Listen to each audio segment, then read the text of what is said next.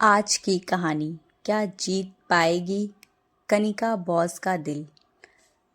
मोनिका ने लाल ड्रेस के साथ लाल रंग की लिपस्टिक लगाई और जब वह आईना में देखने लगी तो उसे खुद अपने पर प्यार आ गया था। मन ही मन खुद पर इतराते हुए वह सोच रही थी कि आज मैं बहुत सुंदर लग रही हूँ। आज मैं बिल्कुल परी जैसी लग रही हूँ। मेरे जैसा तो वहाँ कोई होगा ही नहीं। आज की डील तो फाइनल होकर ही रहेगी।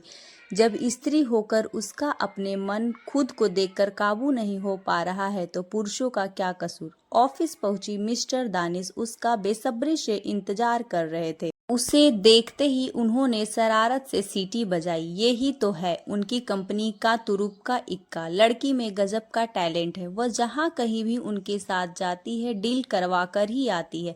25 वर्ष की उम्र के हिसाब से मोनिका काफी तेज थी। मिस्टर दानिश जैसे ही मोनिका के साथ बाहर निकले तो कनिका से टकरा गए। कनिका को देखते ही उनका मूड खराब हो गया था। कनिका अगर चाहे तो इस कंपनी के वारे न्यारे कर सकती है, पर उसे तो बस काम से मतलब है। प्रेजेंटेशन गजब का बनाती है और हर क्लाइंट को अपनी बात अच्छे से समझाने में सक्षम है, पर फिर भी वह आज तक उस लक्ष्मण रेखा को पार नहीं कर पाई है जिसे बड़ी आसानी से पार करके मोनिका ने अपने लिए सोने की लंका खड़ी कर ली थी। मोनिका ज्यादा पढ़ी लिखी नहीं थी, पर मर्दों को पटाने में आगे थी। यही उसकी काबिलियत थी जिसके सहारे वह धीरे धीरे एक रिसेप्शनिस्ट के पद से बॉस की खास बन गई थी। कहने वाले तो यह भी कहते हैं कि मोनिका मिस्टर दानिश की उपपत्नी है, पर इन सब बातों से मोनिका की तेज रफ्तार पर कोई फर्क नहीं पड़ता है। कनिका जब मोनिका से कहती, मोनिका हर कंपनी में ऐसा वर्क कल्चर नहीं होता है, कुछ स्किल्स बढ़ाओ, कब तक इस कंपनी में रेंगती रहोगी। मोनिका तब मुस्कुराते हुए बोलती, जिसके पास जो है कनिका वह उसे ही तो प्रयोग करेगा। तुम जैसी साधारण शक्ल सूरत वाली लड़कियां मुझसे अधिक पढ़ी लिखी होने पर भी मुझसे कम कमा रही हैं। प्रेजेंटेशन तुम बनाती हो पर प्रोजेक्ट मैं ही फाइनल करवा सकती हूँ। मेरी बात मानो। इस मुर्दनी से चेहरे पर लिपस्टिक के एक दो कोट अवश्य लगा लिया करो, सामने वाले को अच्छा लगेगा। कनिका को मालूम था कि मोनिका कुछ गलत नहीं कह रही थी, पर वह उन लड़कियों में से नहीं थी जो काबिलियत के बजाय लिपस्टिक के बलबूते पर तरक्की करती हैं। अगले दिन ऑफिस में मिस्टर दानिश ने पार्टी का आयोजन किया था। पार्टी के मौके पर मिस्टर दानिश ने बोला, हमारी इवेंट कंपनी के लिए आज बहुत बड़ा दिन है। मिस मोनिका की मेहनत के कारण हमें इस वर्ष का सबसे बड़ा कॉन्ट्रैक्ट मिला है। दफ्तर के सभी लोगों के चेहरों पर व्यंग्यात्मक मुस्कान आ गई थी। मोनिका पार्टी की स्टार थी। कनिका का मन खिन्न हो उठा था।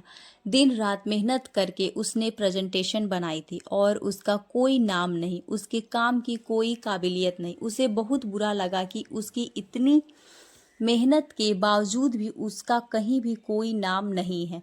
अगर प्रेजेंटेशन ही अच्छी न बनती तो उन लोगों को वहां एंट्री ही न मिल पाती। कनिका यही सब सोच रही थी कि विशाल हाथों में जूस का ग्लास लेकर आ गया और बोला, कनिका क्या सोच रही हो? इस रंग बिरंगी दुनिया का यह उसूल है कि जो दिखता है वही बिकता है।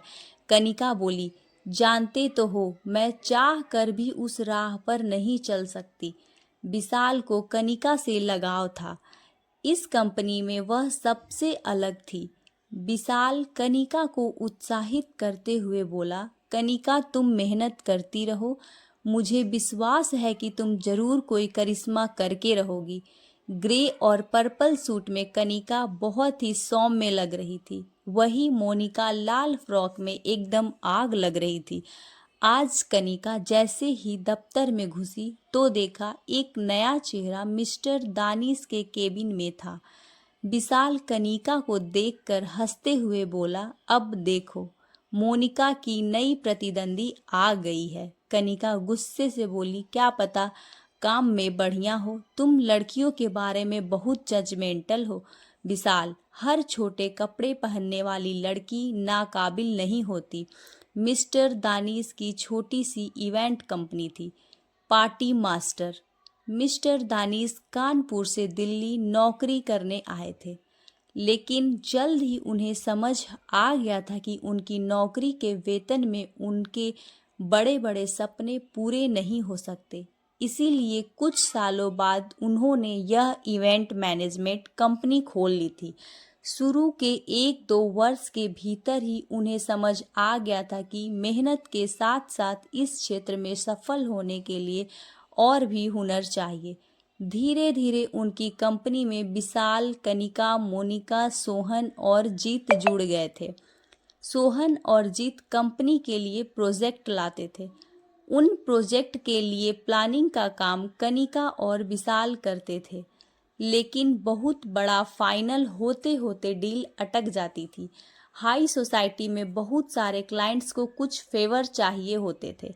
मिस्टर देवांश ने इशारों से कनिका को ये सब समझाना चाहा था, लेकिन वह टस से मस नहीं हुई थी। तभी सोहन के तहत मोनिका का इस कंपनी में पदार्पण हुआ था।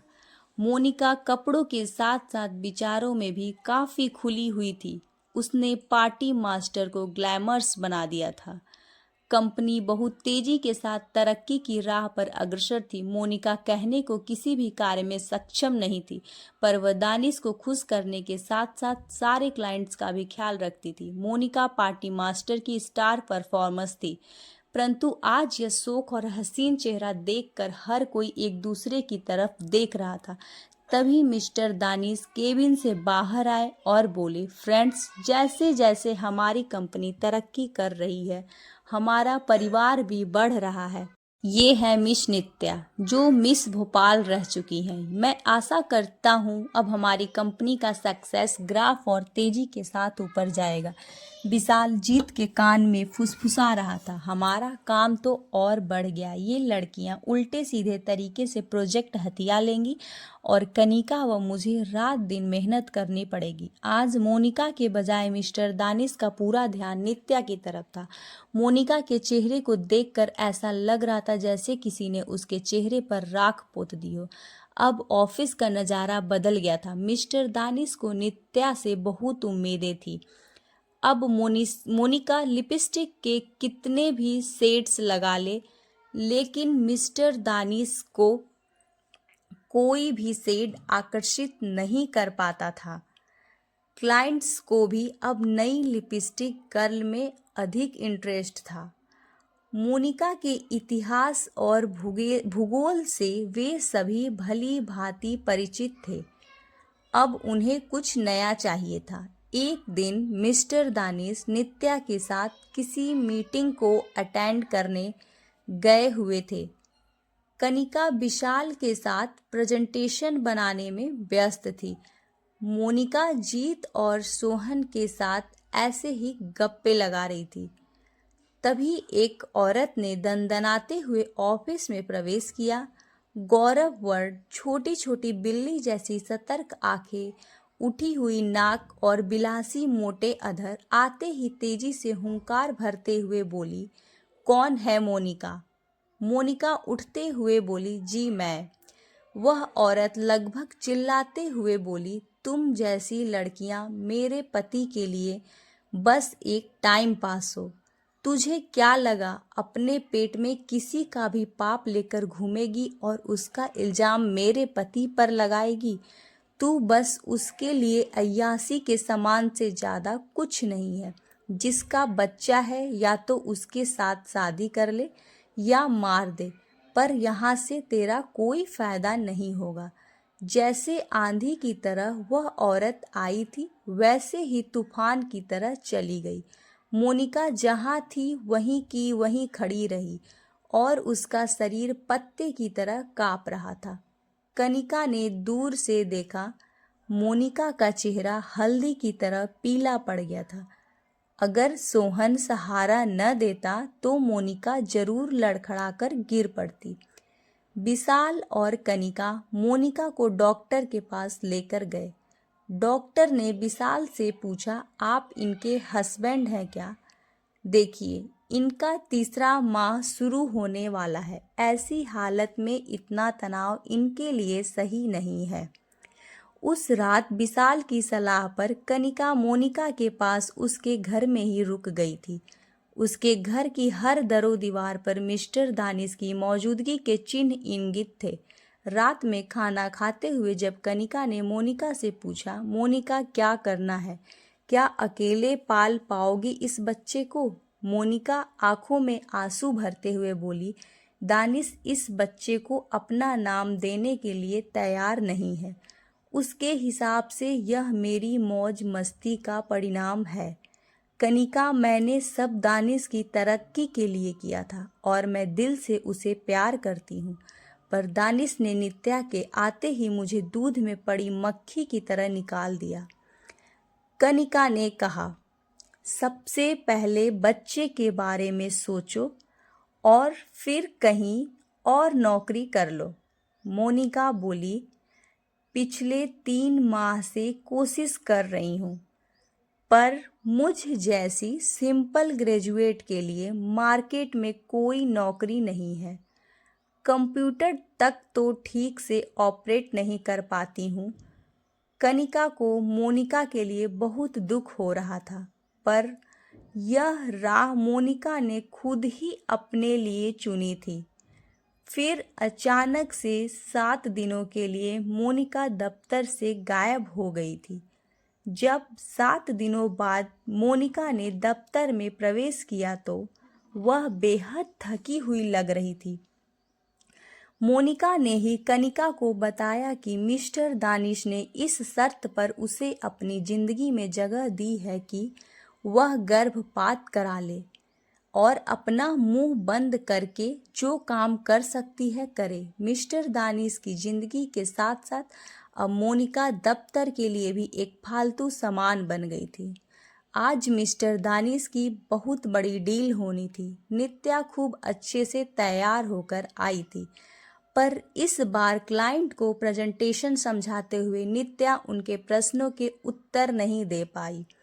हर बार की तरह नित्या इस बार भी अपनी अदाओं के जलवे बिखेरने लगी, पर उसकी दाल नहीं गल पा रही थी। जब डील हाथ से निकलने वाली ही थी, तभी ऐन वक्त पर कनिका ने आकर बात संभाल ली।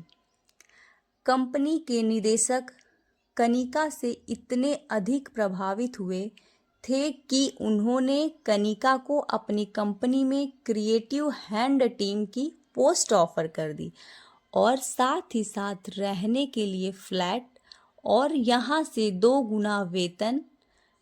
विशाल धीरे से कनिका के कान में फुसफुसाकर बोला, मैं कहता था न कि कनिका तुम जरूर करिश्मा करोगी।